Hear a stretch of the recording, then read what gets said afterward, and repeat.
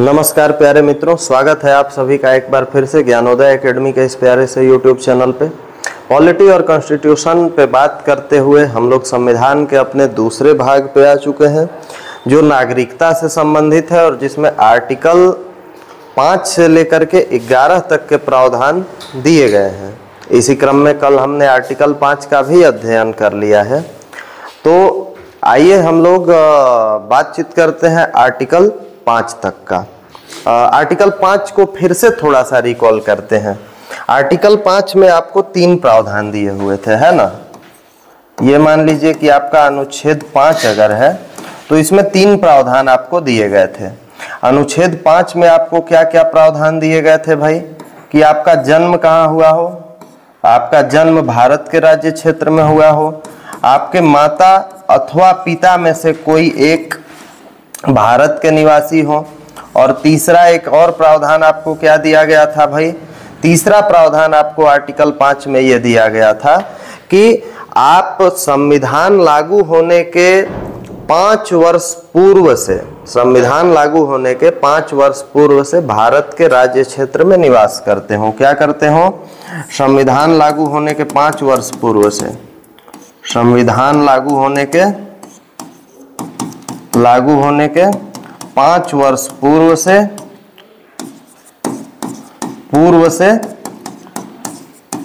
भारत में निवास करते हो। ये 3 काम अगर आप करते हैं तो आप एलिजिबल हैं नागरिकता प्राप्त करने के लिए आर्टिकल 5 के मुताबिक। अब आइए आर्टिकल 6 को समझते हैं कि आर्टिकल 6 में क्या क्या प्रावधान दिए गए हैं। इस स्लाइड में आप लोग बहुत थोड़ा सा लिख लीजिए और आप आइए मेरे साथ आर्टिकल 6 को पढ़ने। मैं नया स्लाइड लेता हूं, है ना। तो हम लोग देख रहे हैं अनुच्छेद 6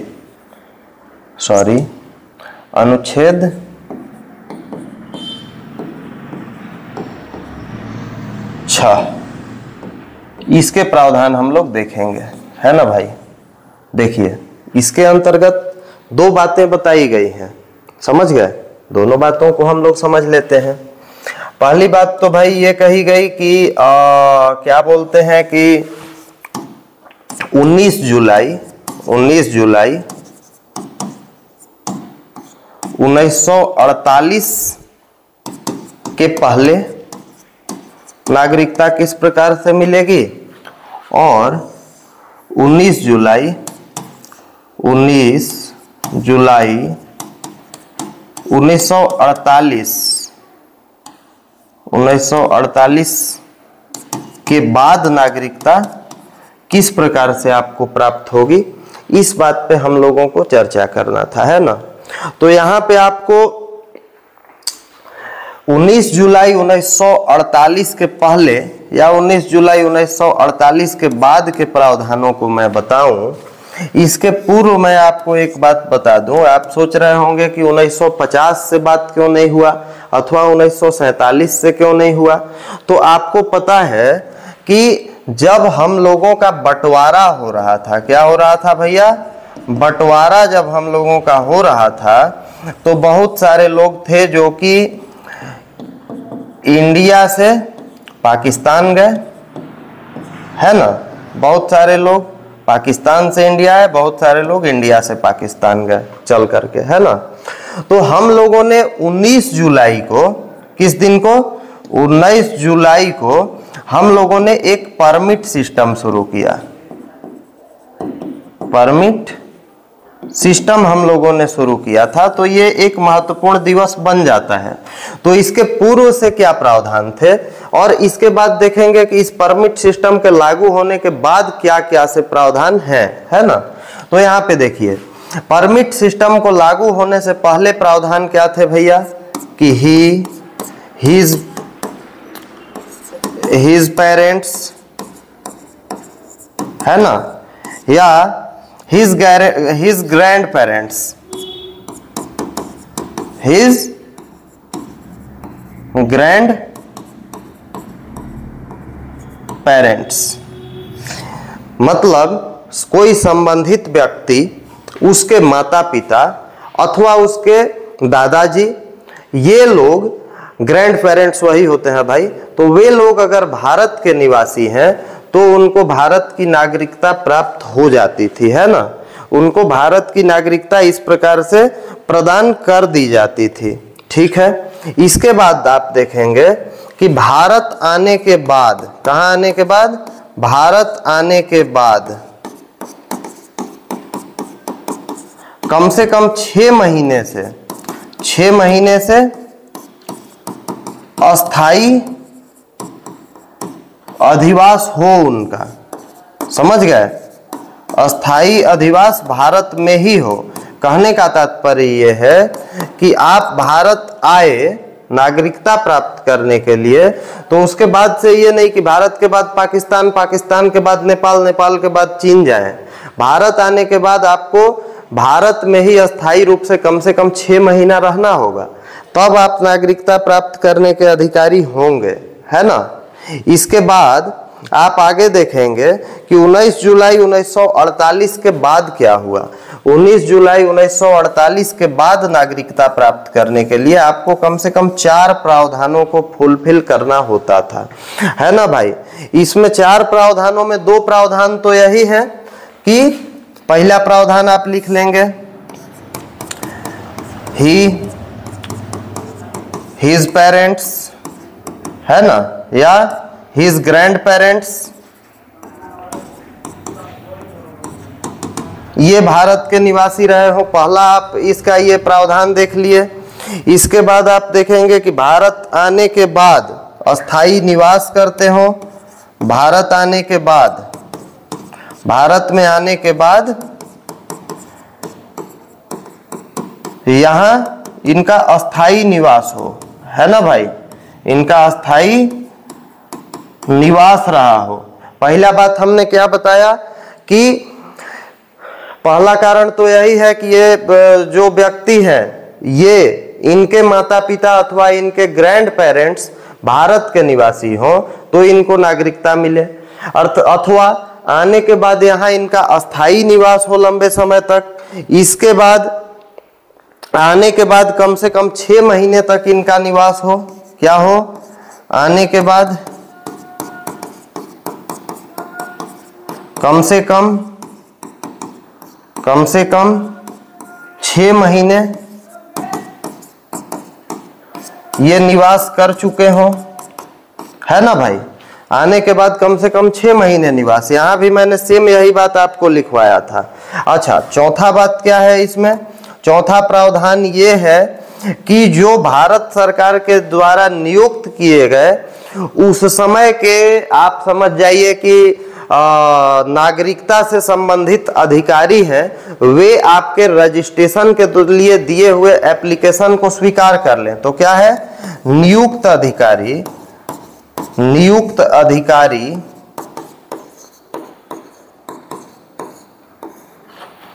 इनके एप्लीकेशन को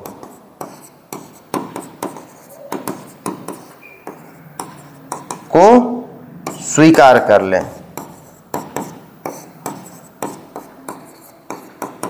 है ना, तो इनको नागरिकता मिल जाएगी। यहाँ पे देखेंगे, यहाँ पे है कि ये इनके पेरेंट्स या ग्रैंड पेरेंट्स निवासी हो, 19 जुलाई 1948 से पहले का बात है, या भारत आने के बाद कम से कम 6 महीने का इनका अस्थाई निवास रहा हो भारत में, है ना भाई। इसके बाद आप पाएंगे, इसके बाद आप यही पाएंगे कि ये इनके ग्रैंड पेरेंट्स या इनके पेरेंट्स यहाँ के निवासी हो, आने के बाद अस्थाई निवास किए हों, आने के बाद कम से कम 6 महीना निवास कर चुके हों, और जो भारत सरकार के द्वारा नियुक्त नागरिकता से संबंधित अधिकारी है, ये इनके एप्लीकेशन को स्वीकार कर लिए हों, है ना, तो ये नागरिकता प्राप्त करने के काबिल बन जाते हैं। चलिए नेक्स्ट पॉइंट को हम लोग समझने के लिए अनुच्छेद 7 को देख रहे थे, है ना। हम लोग किसको देख रहे थे भैया, अनुच्छेद 7 को हम लोग देख रहे थे। अनुच्छेद 7 में बात किया हुआ है कि ऐसे लोग जो 1 मार्च 1947 के पूर्व पाकिस्तान चले गए, कहां चले गए, पाकिस्तान चले गए, और ये लोग लौट के आए ही नहीं वापस भारत में, तो इनको भारत की नागरिकता नहीं मिलेगी, इनको पाकिस्तान की नागरिकता ही मुबारक, है ना। ये पाकिस्तान के नागरिक ही रहे। ये भी जरूरी नहीं है कि इनको पाकिस्तान वाले नागरिकता देंगे अथवा नहीं देंगे, लेकिन इनको हम नागरिकता नहीं देंगे ऐसा कहा गया यहाँ पे आर्टिकल 7 में। इसके बाद इसी का दूसरा प्रावधान आप लोग देख लेंगे भैया।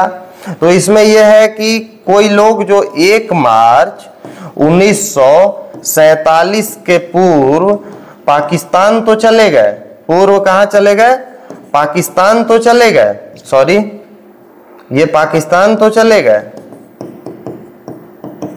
किंतु पाकिस्तान से लौट करके पुनः इंडिया आ गए। कहाँ आ गए, पाकिस्तान से लौटकर पुनः भारत आ गए, है ना। ये पुनः भारत आ गए, तो पुनः जब ये भारत आ गए तो इनको भारत की नागरिकता प्राप्त हो जाएगी। क्या हो जाएगी, भारत की नागरिकता प्राप्त हो जाएगी।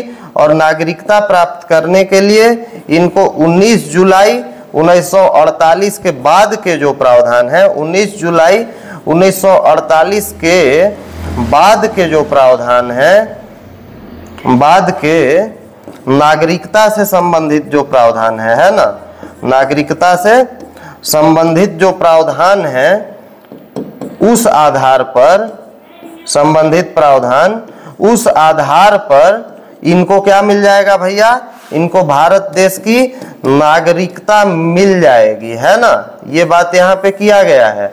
और आप जानते हैं कि 19 जुलाई 1948 के बाद अभी जस्ट मैंने आपको 4 प्रावधान बताया था नागरिकता से संबंधित। एक तो यही कि संबंधित व्यक्ति, उसका गार्जियन या उसका ग्रैंड गार्जियन जो है वो यहाँ का निवासी रहा हो, आने के बाद अस्थायी निवास किया हो, आने के बाद कम से कम 6 महीना तक उसका निवास रहा हो। इस प्रकार से आपको 4 प्रावधान हम लोगों ने, अरे हमने यहाँ पे बता दिया था, है ना। तो यहाँ पे उसी प्रावधान से आपको नागरिकता दे दिया जाएगा। अब हम लोग आ जाते हैं आर्टिकल 8 पे। किस पे आ जाते हैं भैया, आर्टिकल 8 पे हम लोग आ जाते हैं। अनुच्छेद 8 पे हम लोग आ जाते हैं। ये अनुच्छेद 8 में देखिए, अनुच्छेद 8 में ऐसे लोगों के लिए जो विदेश में रह करके भारत के लिए स्वतंत्रता संघर्ष किए, उनके लिए नागरिकता देने का बात किया गया है। तो यहाँ पे देखिएगा, हम लोगों ने क्या किया था कि हमारे देश के बहुत से लोग, हमारे देश के बहुत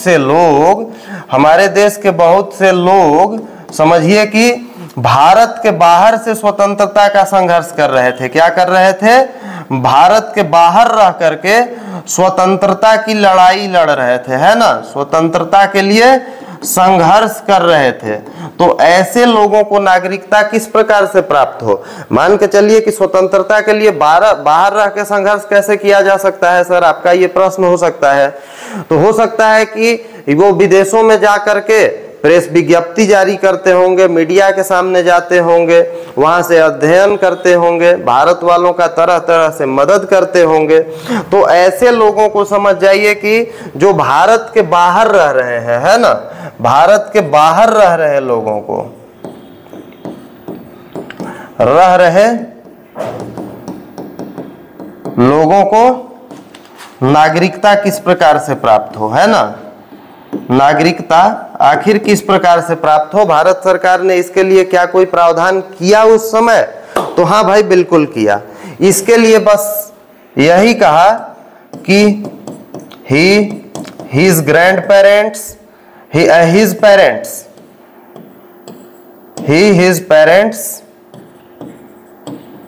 है ना, या his grandparents,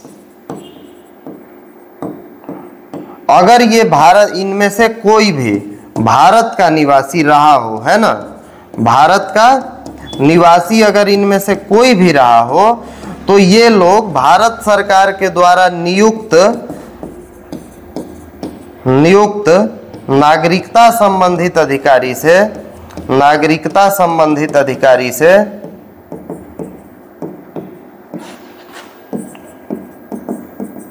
नागरिकता संबंधित अधिकारी को एप्लीकेशन दे सकते हैं। क्या दे सकते हैं, एप्लीकेशन दे सकते हैं और एप्लीकेशन के माध्यम से इनका रजिस्ट्रेशन कर दिया जाता। आर मैं सुंदर लिख देता हूँ, इनका रजिस्ट्रेशन कर दिया जाता और रजिस्ट्रेशन के पश्चात इनको नागरिकता मिल जाती। क्या मिल जाती भैया? नागरिकता। मान के चलिए कि इनके लिए एक ये किया गया कि भाई आप विदेश में रह करके हमारे लिए संघर्ष कर रहे थे, इसलिए आप मान के चलिए कोई कनाडा में बैठा है, कोई ब्रिटेन में बैठा है और अब भारत का नागरिकता चाहता है, तो कहाँ भारत दौड़े? वहीं पे सभी देशों में हम लोगों ने नियुक्त करके रखा था कुछ अधिकारियों को। राजनयिक तो सब जगह थे नहीं, क्योंकि हम लोग नए नए आजाद राष्ट्र थे, हमारा संविधान भी उस समय बन करके लागू नहीं हो पाया था। तो हमने अपने कुछ प्रतिनिधियों को नियुक्ति किया था, अधिकारियों की नियुक्ति की थी हमने, और उन्हीं अधिकारियों के पास ऐसे लोग इन आधारों पे एप्लीकेशन दे करके नागरिकता को प्राप्त कर सकते थे, है ना। अब देखिए हम लोग आर्टिकल 9 को देखते हैं। किसको देखते हैं? अनुच्छेद 9 को देखते हैं। अनुच्छेद 9 को हम लोग देख लेते हैं कि भैया ये क्या कहता है। तो इसमें लिखा हुआ है कि ऐसे लोग जिन्होंने स्वेच्छा से, अपनी मर्जी से, स्वेच्छा से भारत की नागरिकता, या ऐसा लिख लीजिए, स्वेच्छा से किसी अन्य देश की नागरिकता, किसी अन्य देश की नागरिकता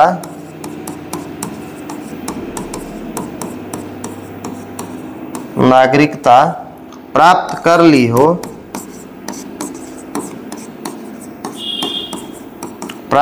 ली हो, समझ गए? उनका भारत का नागरिकता क्या हो जाएगा भैया?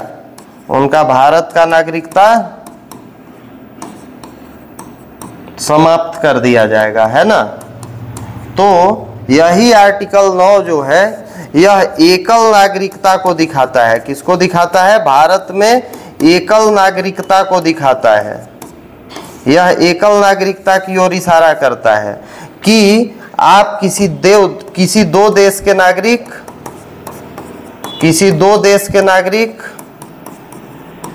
नहीं बन सकते, नागरिक आप नहीं हो सकते, या तो भारत के रहिए या विदेश के होकर के रह लीजिए।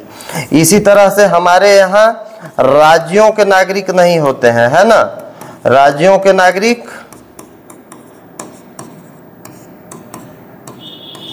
किसी भी भारत के राज्य के लोग को आप ये कहते हुए कभी भी नहीं सुनेंगे। आप हमेशा कहते हुए सुनेंगे वी आर इंडियंस, हम भारत के लोग। आप कभी भी नहीं कहते सुनेंगे हम यूपी के लोग, हम झारखंड के लोग, हम बिहार के लोग, हम महाराष्ट्र के लोग, ऐसा कहते कभी नहीं सुनेंगे। हाँ, कोई अगर विदेशी व्यक्ति आए और आप पूछें कि आप कहाँ से आए हैं भैया, वो बोले अमेरिका से, फिर आप पूछें व्हिच स्टेट, तो वो बोलेगा आई एम फ्रॉम फ्लोरिडा, तो उसके पास दो नागरिकता है ना, एक फ्लोरिडा का, एक यूएसए का। लेकिन हमारे यहाँ इस प्रकार का कोई कॉन्सेप्ट नहीं है, हमारे यहाँ मात्र इतनी ही नागरिकताएं दी जाती हैं, है ना। तो चलिए आगे भी मैं आपको कुछ कुछ बता दूं।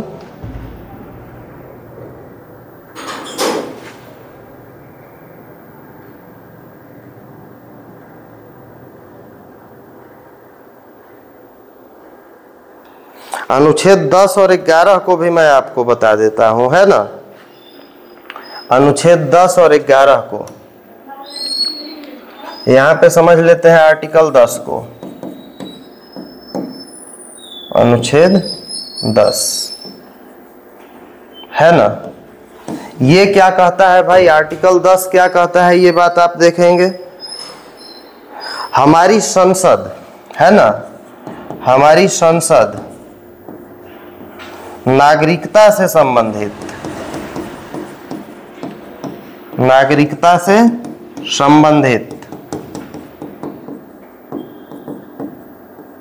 जो भी प्रावधान बनाए, है ना, जो भी क्या बनाए, प्रावधान बनाए, उन प्रावधानों को या संसद के द्वारा जो विधियां बनाई गई हैं, संसद के द्वारा जो विधियां बनाई गई हैं,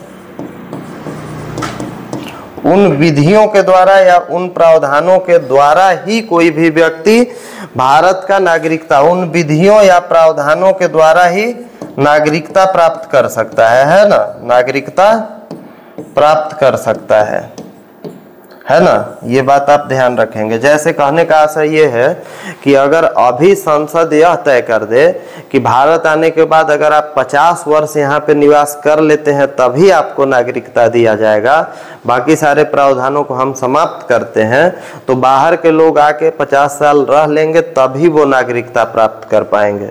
ये अधिकार हमने अपने संसद को दे रखा है ना। और यहीं पे छोटा सा है अनुच्छेद 11, उसको देख लेते हैं। किसको देख लेते हैं?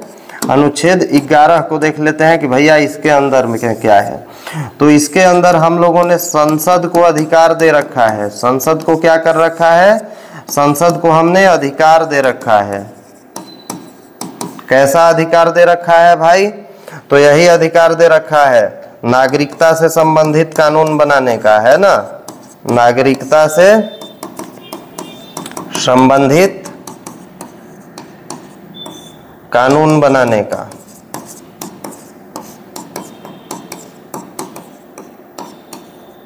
तो आज एक ही दिन में मैंने आपको आर्टिकल 5 से लेकर के 11 तक का यात्रा करवा दिया है ना।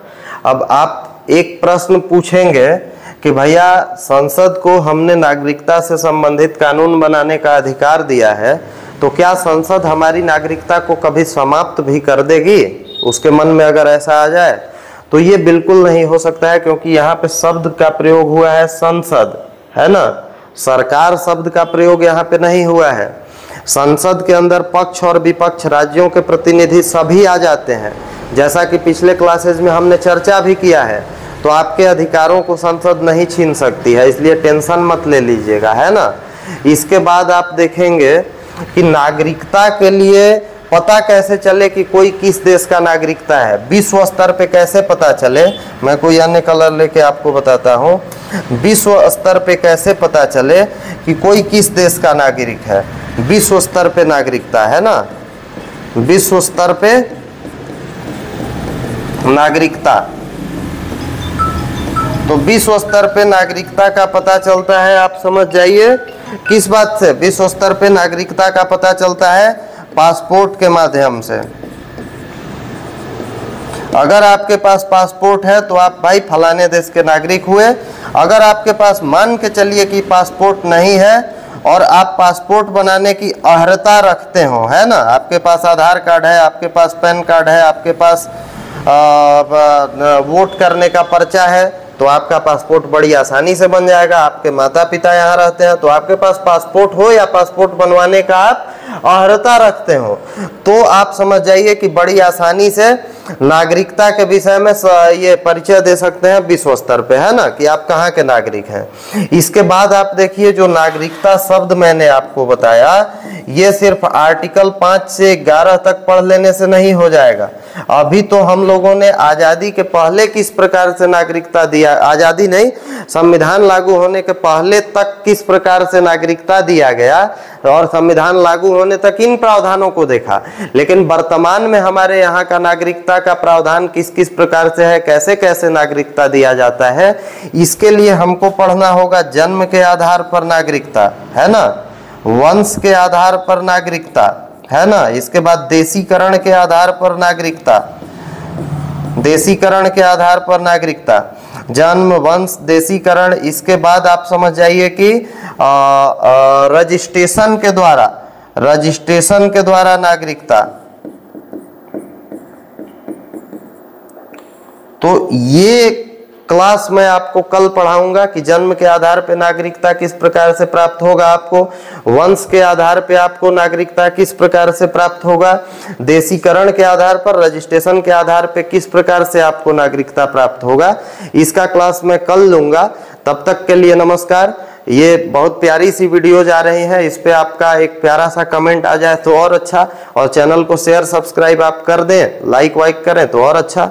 चलिए, आपका भविष्य उज्जवल हो इस कामना के साथ इस क्लास को यहीं रोकते हैं। मिलेंगे नेक्स्ट क्लास में। धन्यवाद।